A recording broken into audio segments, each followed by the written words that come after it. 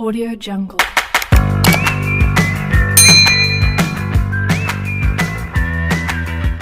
Assalamualaikum warahmatullahi wabarakatuh. Perkenalkan, nama saya Nurbaiti dari Akper Pembina Palembang. Di sini saya akan memberikan contoh cara melatih pasien untuk melakukan nafas dalam dan batuk efektif. Latihan nafas dalam adalah melatih pasien untuk melakukan nafas dalam dengan tujuan untuk meningkatkan kapasitas paru dan mencegah aktivitas. Adapun tahapan prosedurnya yaitu yang pertama tahapan prainteraksi, yaitu mengecek program terapi dan mencuci tangan. Yang kedua adalah tahapan orientasi. Yang pertama, memberi salam dan menyapa nama pasien. Yang kedua, menjelaskan tujuan dan prosedur pelaksanaan. Dan yang ketiga adalah menanyakan kesetujuan pasien dan kesiapan pasien. Yang ketiga adalah tahapan kerja, menjaga privasi pasien, menyiapkan pasien, dan meminta pasien untuk meletakkan satu tangan di dada dan satu tangan lagi di abdomen. Melatih pasien melakukan nafas perut, dan meminta pasien menarik nafas dalam melalui hidung dengan 3 hitungan.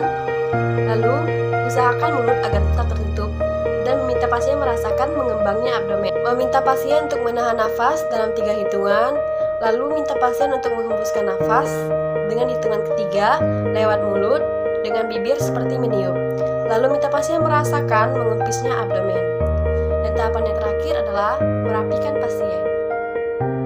Dan yang keempat adalah tahapan terminasi, mengevaluasi tindakan, berpamitan pada klien, mencuci tangan, dan mencatat lembar kegiatan di catatan keperawatan.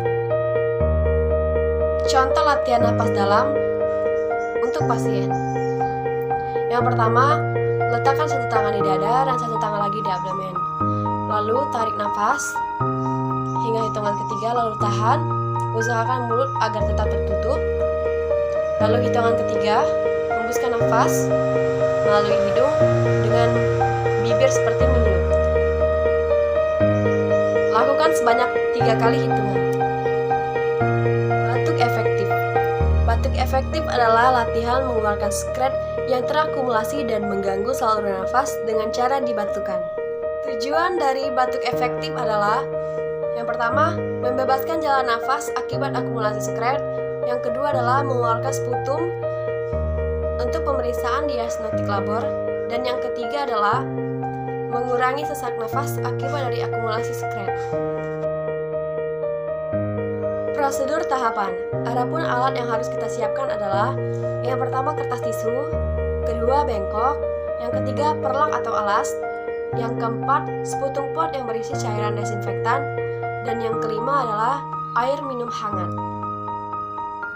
Tahapan prainteraksi. Yang pertama mengecek program terapi, yang kedua mencuci tangan, dan yang ketiga mempersiapkan alat. Yang kedua adalah tahapan orientasi.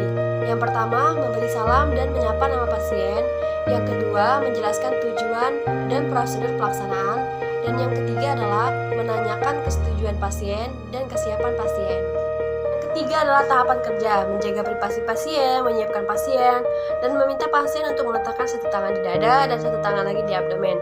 Melatih pasien melakukan nafas perut, dan meminta pasien menarik nafas dalam melalui hidung dengan 3 hitungan. Lalu, usahakan mulut agar tetap tertutup, dan meminta pasien merasakan mengembangnya abdomen. Meminta pasien untuk menahan nafas dalam 3 hitungan, lalu minta pasien untuk menghembuskan nafas dengan hitungan ketiga lewat mulut dengan bibir seperti meniup. Lalu minta pasien merasakan mengempisnya abdomen. Jangan lupa memasang perlak atau alas dan bengkok di pangkuan pasien jika pasiennya duduk, atau di dekat mulut pasien jika pasiennya berbaring miring. Meminta pasien untuk melakukan nafas dalam 2 kali, dan yang ketiganya adalah dibatukan dengan kuat. Lalu menahan lendir pasien di dalam sputum pot dan merapikan pasien. Dan yang keempat adalah tahapan terminasi, mengevaluasi tindakan, berpamitan pada klien, mencuci tangan, dan mencatat lembar kegiatan di catatan keperawatan. Contoh melatih pasien untuk batuk efektif. Pertama, letakkan satu tangan di dada dan satu tangan lagi di abdomen. Lalu minta pasien untuk menarik nafas dalam melalui hidung. Kemudian tahan dan usahakan mulut agar tetap tertutup. Kemudian hembuskan perlahan dengan bibir seperti meniup. Kemudian lakukan lagi. Dan hembusan nafas yang ketiga itu harus dibantukan dengan sangat kuat.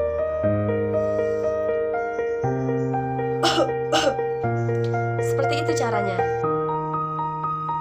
Baik, sekian penjelasan dari saya. Semoga bermanfaat. Wassalamualaikum warahmatullahi wabarakatuh. Jangan lupa di like, komen, dan subscribe.